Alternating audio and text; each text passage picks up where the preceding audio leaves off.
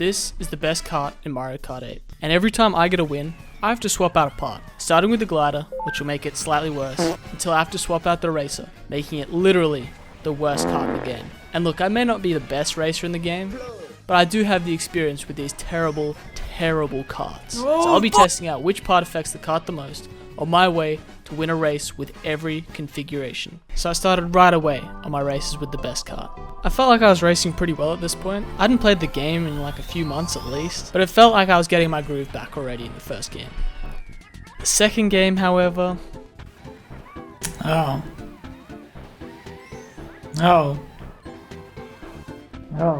But all those doubts washed away in the third race. I was flowing around corners, staying in my own lane, and biding my time for the moment I'd have to snatch the crown. I also made it to 3000 elo here, so all positive so far.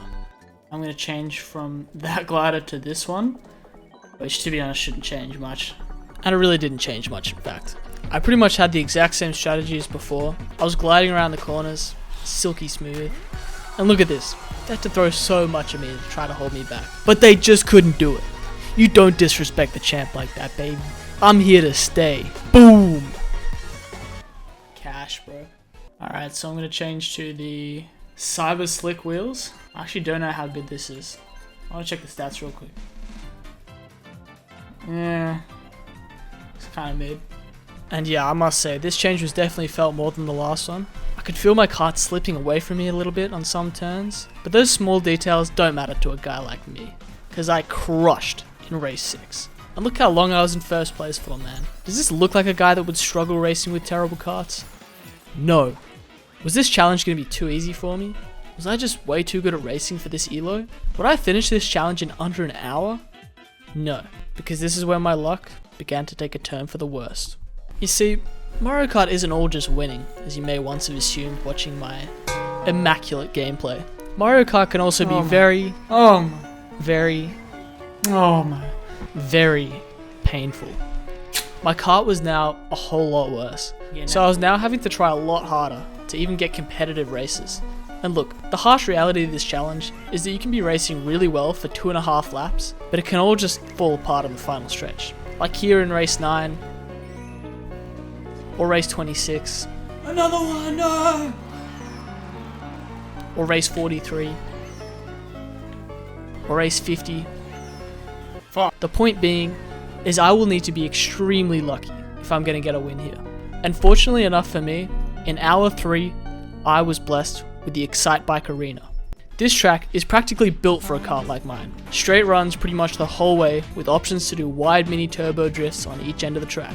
So with that knowledge in the back of my mind, I seemed to gain confidence. I had a bit of a slow start in the race, sitting in 9th place at the start of lap 2, but as I started to move up in the positions, I knew I just needed to stay competitive with the top guy.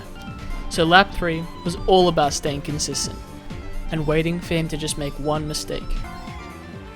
But that didn't happen. I saw an opening and blood rushed to my head. Look, I know I should have waited, but I was really impatient, man. And I almost sold here as well, actually. No! But instead of selling like an absolute moron, it proved to be a move of sheer genius. And that, ladies and gentlemen, is what winning sounds like. Yeah. 51st. But as you can see, the video isn't over. The races were far from finished. The kart hadn't changed all that much. In fact, I'd say the kart body was actually the biggest change so far, to be honest. But the mental side was a huge factor. I was stuck in 3 scenarios every single race. I could be winning or doing well for most of the race before being clobbered by items, destroying my morale. I could be stuck in the dredges of last place the whole race, feel like I'm just wasting my time, killing my morale. Or I could be sitting in 2nd place the whole race, waiting for first to make a mistake, until it just never comes. Absolutely destroying my morale. So just to show you how down bad I was, I'll show you some of my personal highlights. Race 63, as you can see I'm racing well, sitting in 2nd place. And then bang, 11th place. And here again, racing very nicely.